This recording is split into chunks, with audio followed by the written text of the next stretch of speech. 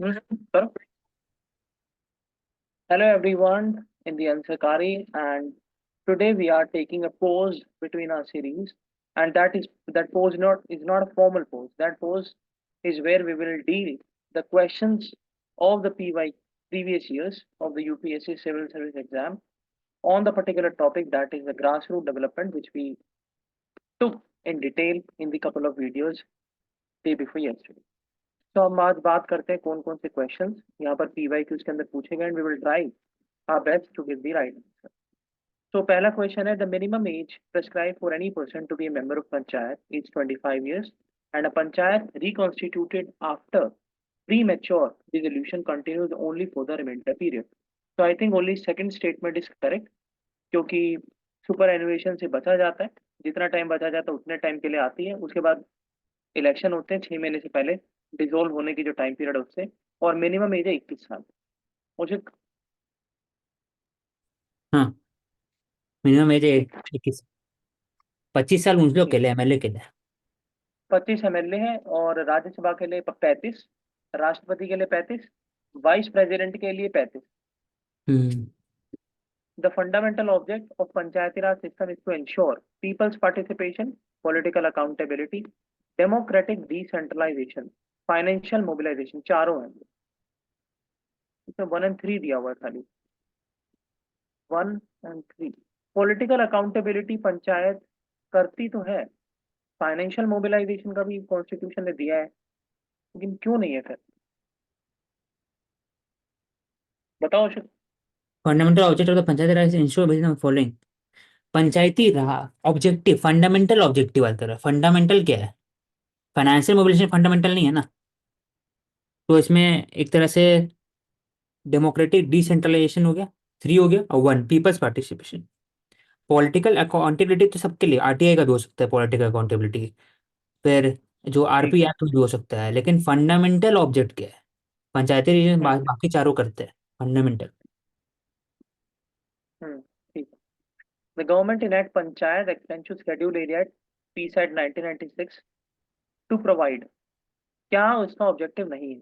Self governance, recognise traditional right, create autonomous region and free tribal people from exploitation. तो कौन सा इसका objective नहीं है?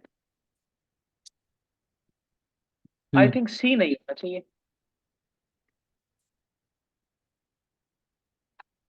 हाँ सी, क्योंकि ऑटोनोमस रीजन की बात फिफ्थ शेड्यूल के अंदर होती है।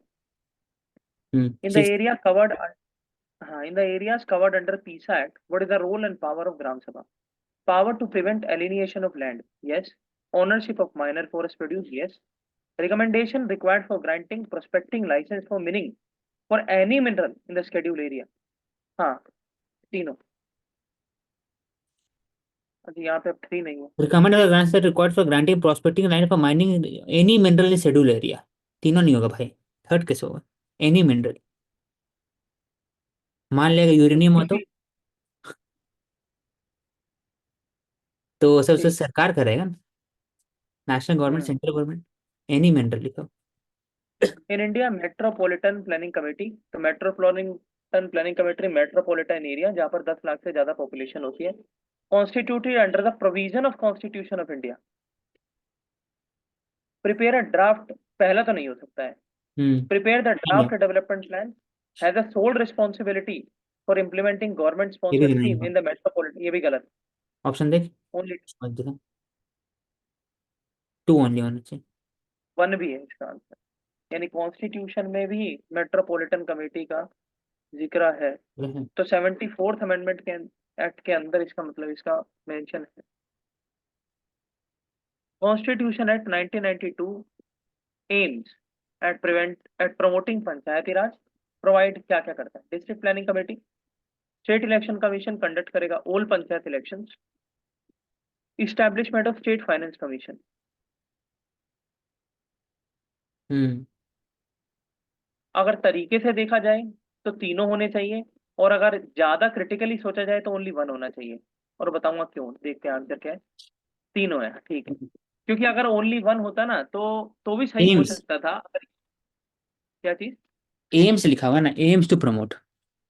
हाँ, हम्म, अगर लिखा होता क्या लिखा है, तो लिखा हम्म, नहीं है कि स्टेट इलेक्शन कमीशन कराएगा या फिर स्टेट फाइनेंस कमीशन।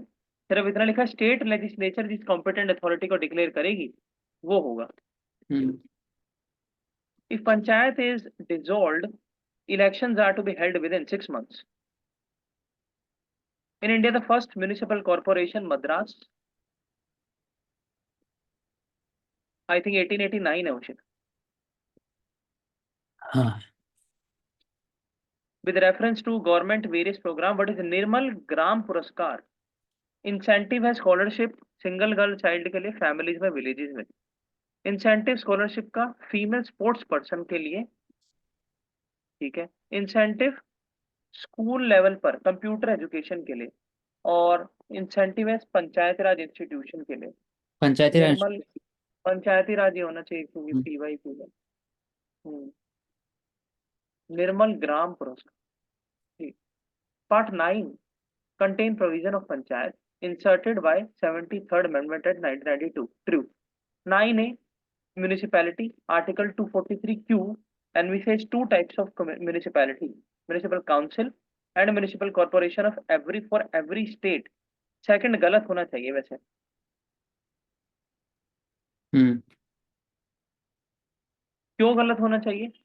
उसका रीजन ये कि दो टाइप की म्यूनिसिपैलिटी म्यूनिसिपैलिटी नहीं बताती है, ये तीन तरीके की बताती है: नगर पंचायत, काउंसिल एंड कॉर्पोरेशन। लेकिन यहाँ पे तीनों सही है, दोनों सही है।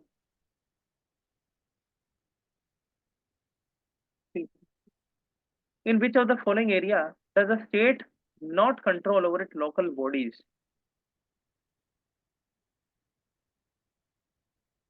state Personal body matters। not control, not have control over local body। Personal matter, हाँ सही बात है। Hmm. A college student desire to get elected to municipal council, ठीक है।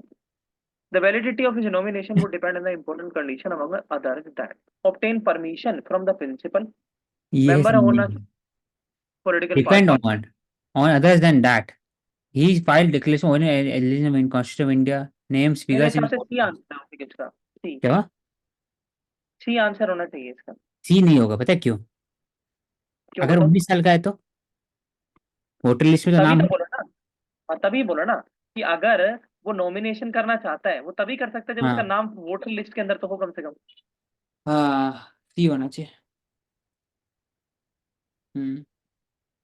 लोकल बॉडी और लिस्ट, तो zila parishad at sub divisional level, tribal mandal council जो होगा ट्राइबल वो council, absence of village Meghalaya में है, पंचायत। गारो खासी जयंतिया, 3 का डी होगा। Absence of village panchayat Meghalaya सही है। और नहीं, नहीं, नहीं, नहीं, हाँ नहीं, पंचायत, 3 का डी है भाई। ट्राइबल काउंसिल मेघालय में होंगे, गारो खासी जयंतिया। मेरे हिसाब से विलेज पंचायत मेघालय में नहीं है, इतना तो मैं, मतलब ये मेरा आंसर होगा। मेरा बी होना चाहिए तो आंसर। फोर, फोर का डी लगाओ। मंडल प्रजा परिषद असम। अगर मैं 4 का डी लगाता हूँ तो मैं बी है मेरा आंसर। ट्राइबल काउंसिल लगाऊंगा मैं मिजोरम में। थर्ड का सी, तो मैं डी आंसर लगाऊंगा। मैं बी। किसी का भी नहीं, ए आंसर ये कैसे? है। ट्राइबल काउंसिल जो है वो और डी है। मेघालय के अंदर है। हाँ, 4 का सी है, इतना पता एब्सेंस है। ऑफ विलेज और पंचायत 2 मिजोरम के। मंडल प्रजा, ये आंध्र प्रदेश है। ओ, मैं नाम मंडल सोच के। आंध्रा, और जिला परिषद सब डिविजनल लेवल असम में है। नहीं नहीं, बी का है पहला, जिला परिषद है असम में और मंडल है आंध्रा में। Hmm, tribal Meghalaya, village panchayat Mizoram में नहीं। 73rd act refer to gainful employment, हाँ ये आ गया, सी आंसर है इसका, village hmm, panchayat. In the new Panchayat Bill enacted in 1993, there are several fresh provisions deviating from the past। कौन सा इनमें से नहीं? A number of added responsibility in area of agriculture, rural, primary education, social forestry, election mandatory for all the past at the time they are due, statutory representation for women up to one third, regular remuneration to panchayat so as their punctuality, यही नहीं है D. हम्म, panchayat first introduced 1950 Nagaur Rajasthan, उसके बाद Andhra, Which of the following were not represented proposed by 73rd Act? 30% seat in all elected rural local body will be reserved for women candidate at all level. 33% है ये. State constitute करेगा finance commission. Panchayat जो है functionary को disqualify कर सकती है. Panchayati raj elected functionaries will be disqualified to hold their offices if they more than 2 children. यही नहीं होना चाहिए. हाँ मेरे हिसाब से सी होगा. सी. हाँ 33% होना चाहिए. वो हो सकता है मिक्स टाइप हो. What is the system of governance in Panchayati Raj setup? Single tier, 2 tier, 3 tier. तो 3 tier C is the answer. Which of the following is incorrect in respect of local government? According to Constitution, local government is not an independent tier in the federal system. तो यही incorrect है. 30% seat, women local government, finances. हाँ ये answer है. Indian political system के ऊपर देख लेते हैं.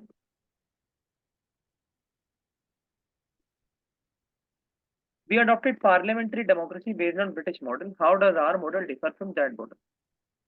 Regard legislation, यानी लॉ मेकिंग पावर की जब बात करते हैं तो ब्रिटिश पार्लियामेंट सुप्रीम है, सोवरेन है.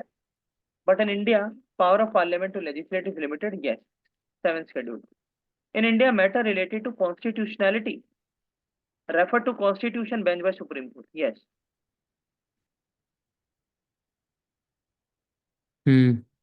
Of the following is in Indian polity is an essential feature that indicates that it is federal in character. Independence of judiciary. Yes. Union legislature has elected representative, cabinet have representative, fundamental right. नहीं पहला. With reference to India, consider the following. There is only one citizenship, one domicile. सही बात है. Second by birth. By birth only can become. नहीं गलत. US by birth and by naturalization. हाँ birth and naturalization. A foreigner once granted citizenship cannot be deprived under any circumstance. गलत. कभी भी कर सकते हैं. या depend on circumstances. 2 and 3. One भी सही है. सिर्फ वन ही सही है. हाँ नीचे. Only one. और हर डोमिसाइल का अपना स्टेट होता है. इसलिए बोला जाता है कि डोमिसाइल जो है वो डिलिमिटेशन के बाद डिसाइड होता है. In the context of India, which of the following is a character appropriate for bureaucracy? Agency for widening the scope of parliamentary democracy, strengthening federalism, implementation of यही है D. Implementing authority. Which of the following is not a feature of Indian federalism? Independent judiciary है. Power clearly divided between center and state. Federal unit have been given unequal representation in Rajya Sabha. D. It is a result of an agreement among. It is not a result. It is not a result of an agreement. D. There is a parliamentary system in India because Lok Sabha is elected directly by the people. Parliament can amend the constitution. Rajya Sabha cannot be dissolved. Council of Ministers collectively responsible to Lok Sabha. Article 75. In the context of India, which of the following principle institutionally in the parliamentary government? Member of the cabinet or member of parliament?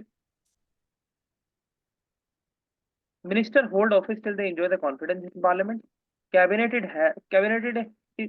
headed by head of the state. गलत. Head तो पूरा ही गलत है. Member of the cabinet और member of parliament. अब देखना पड़ेगा, जरूरी भी नहीं होता है, लेकिन वन एंड इसका आंसर होना चाहिए. Cabinet is headed bye head of the state. Head of the government होता है. थर्ड तो नहीं हो सकता. तो 1 and 2 सही है. फिर ए ऑप्शन. और बताओ. Members of cabinet, members of parliament. ने सवाल देने कॉन्फिडेंस सही है. Second and 2 cabinet is headed by. A गलत है. थर्ड गलत है.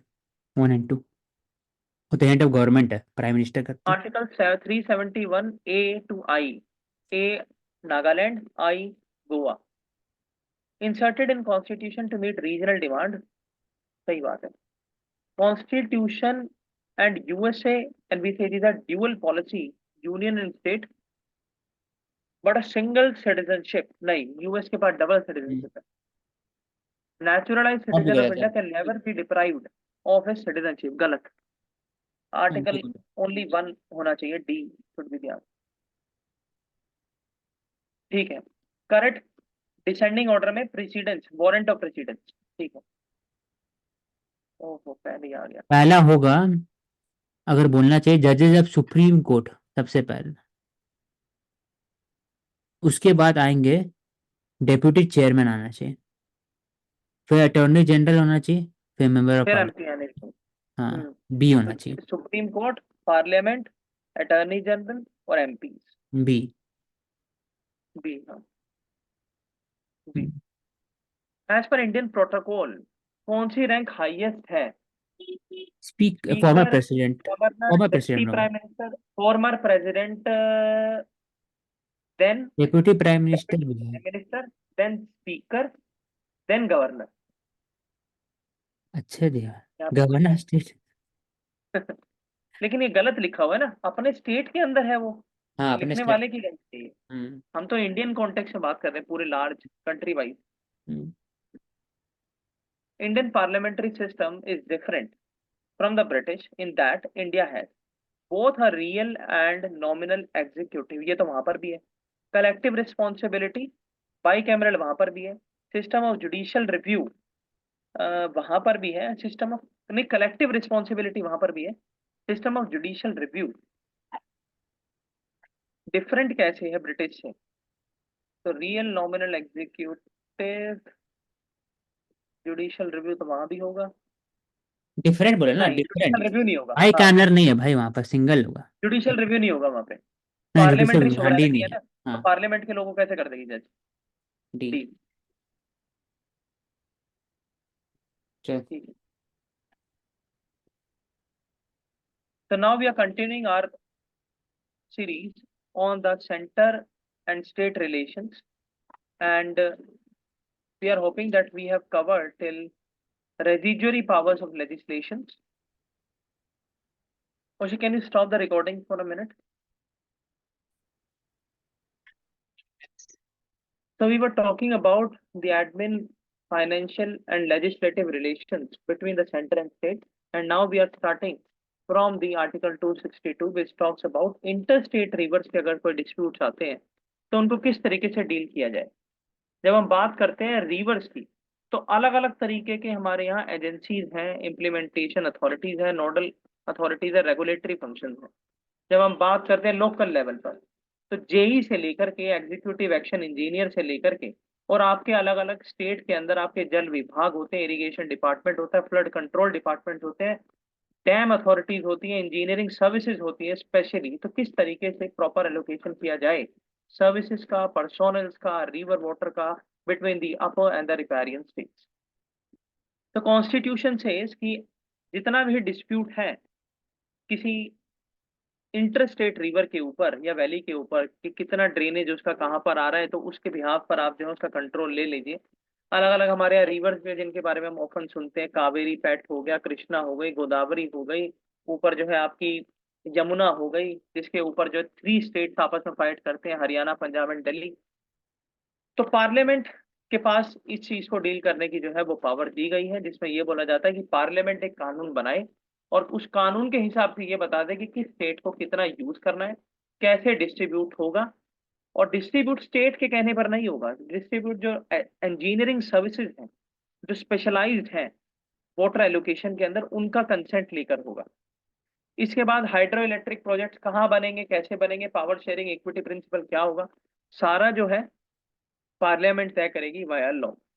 इसके बाद अगर पार्लियामेंट कोई कानून बनाकर इस तरीके का कोई मैटर सॉर्ट आउट करने की कोशिश करती भी है, तो जुडिशियल इंटरवेंशन को एट लेंथ यहाँ पर रखा गया है। इस चीज का क्या मतलब हुआ कि सुप्रीम कोर्ट हो, हाई कोर्ट हो, कोई भी कोर्ट इसके अंदर किसी भी प्ली को एंटरटेन नहीं करे, किसी भी तरह का इंटरवेंशन पार्लियामेंट्री एक्शन के अंदर ना करे, क्योंकि it is a responsibility to distribute the water, and water is a fundamental thing to live life. तो अगर आप जुडिशियल इंटरवेंशन भी करते हैं तो again it becomes a matter of complexity and people suffer the most. Crime का example आप देख सकते हैं कि Bengaluru city is going from the water crisis, and being the top IT city, being the top hub of the foreign investment, the people are struggling for the water to fulfill their potable water needs। इसके अलावा जब हम बात करते हैं कि जो arable land है वो बढ़ गया है इंडिपेंडेंस के बाद, एग्रीकल्चर प्रोडक्शन बढ़ गया है। जब हम बात करते हैं CGWA, that is central ground water authority की जो रिपोर्ट है, इसके बाद नीति आयोग का जो कंपोजिट वाटर मैनेजमेंट इंडेक्स है, सारी चीजें यही बताती है कि आपका जो एग्रीकल्चर प्रोडक्शन है वो इतना ज्यादा मोनोक्रॉप बेस्ड है, वो इतना ज्यादा वाटर इंटेंसिव है कि आप जो ग्राउंड वाटर का एक्सप्लॉयटेशन है उसकी भी एक लिमिट को काफी हद तक पार कर चुके हैं। 90% you have exploited if we compare with the world. इसके बाद जो डैम और वाटर स्टोरेज फैसिलिटीज होंगी उसके ऊपर किस तरीके से कंट्रोलिंग पावर आएगी वो सेंटर बताएगा, वो पार्लियामेंट बताएगी। लोअर रिपेरियन स्टेट्स, जब हम बात करते हैं कावेरी की, तो कावेरी बोर्ड किसे मानता है? Tamil Nadu is a lower riparian state and Karnataka is upper riparian state. तो इन दोनों के बीच में भी जो है आपस में डिस्प्यूट है। जब हम बात करते हैं Mulla Periyar dam between the Kerala and Tamil Nadu, तो उसके ऊपर भी इशू है कि जो वाटर है वो किस साइड फ्लो कर रहा है, तो इसके हिसाब से हमें डैम की अथॉरिटी मिलनी चाहिए। हमारे एरिया में आता है लेकिन बनाया आपने था, लेकिन अभी आज के टाइम पर हमारे जो है उसके ऊपर रिसोर्सेज लगे हुए हैं। तो सारी चीजों के ऊपर इंटर स्टेट का जितना भी मैटर होगा water problem related, here the parliament is sovereign, here the parliament is supreme, and even the court cannot be allowed to intervene in any sort of matter. Constitution बताता है under article 262 कि आप अगर ऐसा कानून बना देते हैं तो यहाँ पर भी तो अपील सिस्टम होना चाहिए। तो वो अपील सिस्टम क्या है? Inter state river water dispute settlement tribunal, जहां पर अलग अलग स्टेट जो है अपने डिस्प्यूट्स की अपील लगाइए, और ये ट्रिब्यूनल जो है as a quasi judicial body, as a regulatory body, will decide the efficacy of the procedural ground given by both the respective states. Article 262 के अंदर अलग अलग रिवर वाटर डिस्प्यूट्स बने हुए हैं। जब हम बात करते हैं अलग अलग, हमारे यहाँ करीब करीब 16-17 इंटरस्टेट वाटर डिस्प्यूट ट्रिब्यूनल है, हर नदी के ऊपर अलग अलग है हमारे, एडहॉक बेसिस पर होता है। जितने टाइम के लिए जो है आपको लगता है कि प्ली आ रही है उतने टाइम के लिए आप बना लीजिए, उसके बाद ये डिसॉल्व भी हो जाता है। अगर हम बात करें वाटर की, so that is the part of interstate river जो है that is a part of union list under entry 56। इसके बाद river board act, statutory act भी पार्लियामेंट लेकर आती है 1956 के टाइम पर, ताकि रिवर बोर्ड इस्टेब्लिशमेंट हो सके। तो कॉन्स्टिट्यूशन ने कहा था कि आप लॉ बनाकर करेंगे, तो ये लॉ बनाया 1956 के अंदर रिवर बोर्ड एक्ट, जिसके अकॉर्डिंगली सारी चीजें वाटर से रिलेटेड डील होती है। इंटरस्टेट रिवर शेयरिंग हो गई, रिसोर्स एक्विजिशन हो गया, controlling of the dams and the hydro electric power projects हो गए, इसके बाद आपके ट्रिब्यूनल्स हो गए। जैसा कि हमने बात की, inter state council is a non permanent constitutional body. तो अब हम पहले हम बात कर रहे थे रिवर बोर्ड की, अब हम बात करते हैं inter state council as a constitutional body की।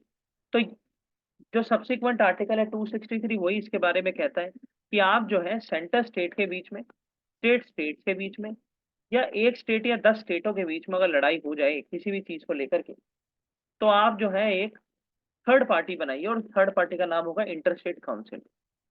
इसकी सबमिट्स हुआ करेंगी, कन्वेंशन होगी, मीटिंग्स होगी, जहां पर आपस में आकर बैठ के जो आपकी ग्रीवियंसेस है उनको रखिए और उनका एमिकेबल सोल्यूशन निकालने की कोशिश कीजिए। कौन बनाता है? प्रेसिडेंट ऑफ इंडिया जो है अंडर आर्टिकल 263 कॉन्स्टिट्यूट करते हैं।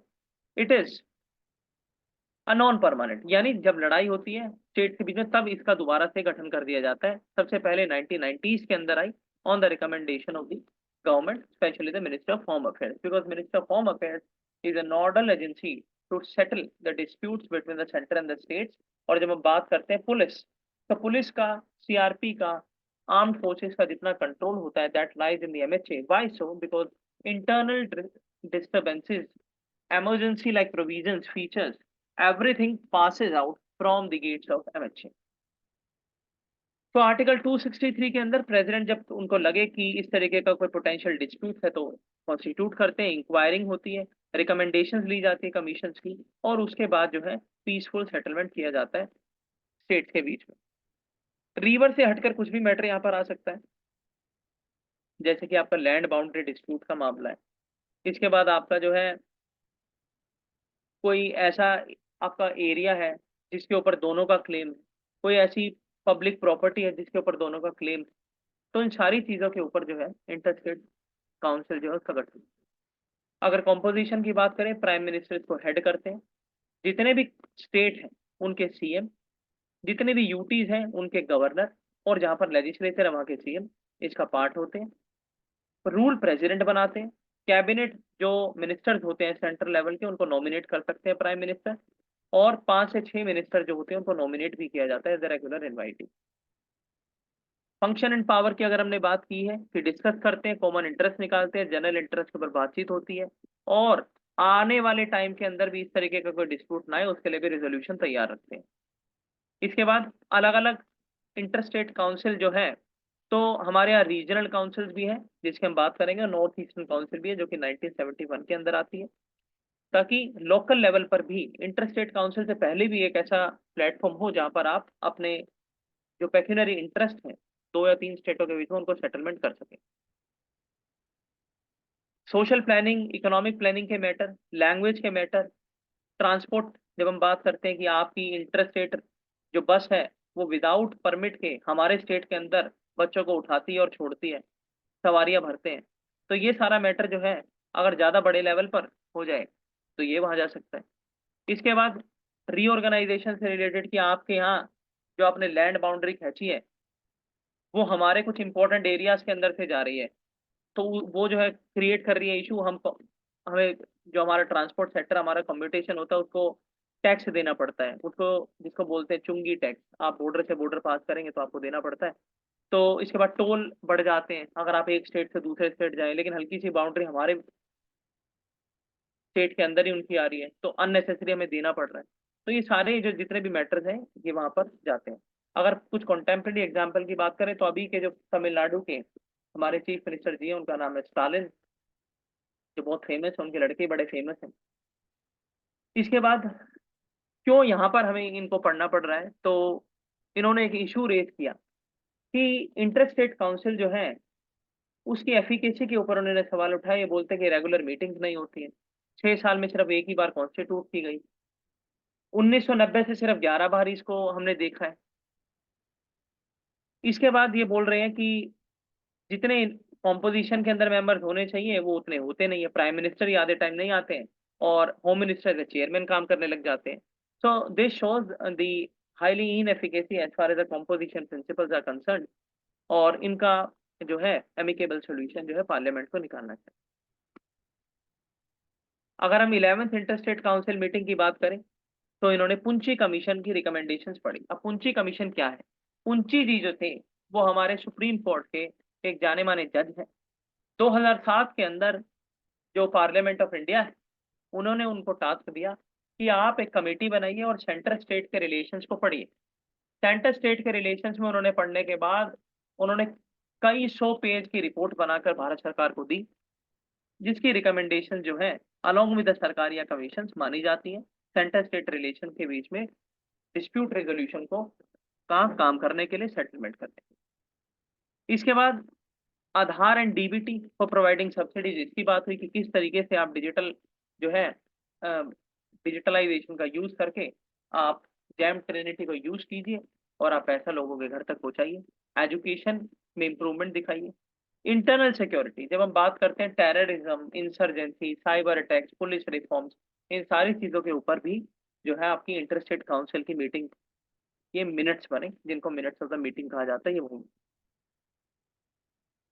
अगर हम बात करें जोनल काउंसिल, तो कॉन्स्टिट्यूशन ने नहीं बोला कि आप जोनल काउंसिल बनाइए, लेकिन स्टेट रीऑर्गेनाइजेशन एक्ट 1956 ने अलग से state council, state zonal council जो है बनाए। यानी 3 या 4 स्टेटों का अपना एक काउंसिल होगा जो पहले सेटल करो, उसके बाद बड़े लेवल के ऊपर मैटर को लेकर आइए।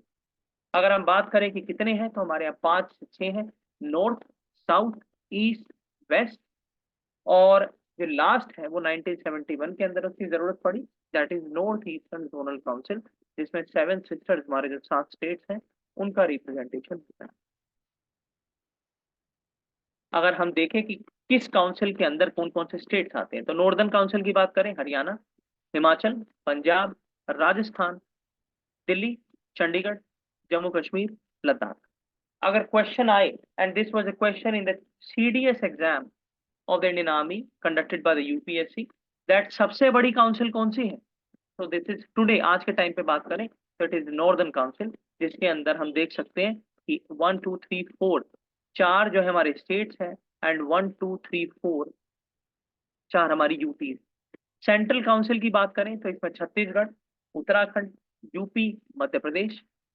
Eastern council Bihar, Jharkhand, Orissa, West Bengal. Western council के अंदर हम बात करें तो गोवा, गुजरात, महाराष्ट्र एंड दादरा नगर हवेली, दमन एंड दीव। तो आज के टाइम पे अगर बात करें तो ये एक ही यूटी है, UT of Dadra Nagar Haveli, Daman and Diu. पहले ये दो थी, पोर्तुगीज से ली गई। साउदर्न काउंसिल की बात करें तो हमारा Andhra, Telangana, Karnataka, Tamil Nadu, Kerala and UT of Puducherry. इसके बाद हम देख चुके थे फाइनेंस कमीशन की बात, कि फाइनेंस कमीशन जो है वो कॉन्स्टिट्यूट किया जाता है सेंट्रल डिवोल्यूशन के लिए, ताकि फाइनेंशियल जो है पंचायत को, फाइनेंशियल जो है स्टेट को on the basis of horizontal and vertical distribution दिए जाए। अब हम बात करते हैं, हमने बात की कि किस तरीके से टैक्स स्टेट और सेंटर के बीच में है। हमने काफी चर्चा में बात की थी कि लिवाई क्या करेंगे, कैसे करेंगे, कौन करेगा, कब करेगा, अप्रोप्रिएट कौन करेगा, कैसे करेगा।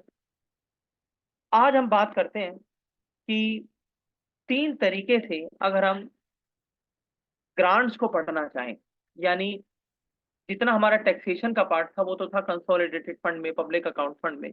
अगर हम बात करें in short, what are the grants जो दी कॉन्स्टिट्यूशन में बताई गई हैं जो सेंटर को देनी चाहिए, तो हमारे यहाँ दो तरीके की हैं। एक है स्टैट्यूटरी ग्रांट, आर्टिकल 275 जो है उसके बारे में बात करता है, यानी पार्लियामेंट को स्टेट्स को ग्रांट देनी होती है जब स्टेट्स की फाइनेंशियल असिस्टेंस उन्हें करनी हो, और हर स्टेट को नहीं देनी होती है। यहाँ पर ये इंपॉर्टेंट चीज, स्टैट्यूटरी ग्रांट उन स्टेट को दी जाती है जिनको जरूरत होती है। अब क्वेश्चन आए कि सबको क्यों नहीं देते हैं, तो सबको दिया ना, टैक्स दिया। कंसोलिडेटेड फंड और पब्लिक अकाउंट फंड के अंदर से जो फाइनेंस कमीशन ने वर्टिकल हॉरिजॉन्टल डिस्ट्रीब्यूशन किया, वो पैसा सभी को दिया। लेकिन यहाँ बात हो रही है कि किसी की कैपेसिटी इतनी नहीं है कि जनरेट कर पा रहा है, किसी की जो फाइनेंशियल बर्डन है वो इतना है कि वो एक्सपेंडिचर क्रॉस हो गया उनकी लिमिट से। तो ऐसे स्टेट्स को जो है आप ग्रांट देते हैं, स्टैट्यूटरी ग्रांट, जिनको फाइनेंशियल असिस्टेंस की जरूरत होती है। हर स्टेट का अलग अलग क्राइटेरिया होता है और ये पार्लियामेंट डिसाइड करती है। ये भी चार्ज एक्सपेंडिचर का पार्ट होता है कंसोलिडेटेड फंड में, यानी वोट नहीं हो सकता।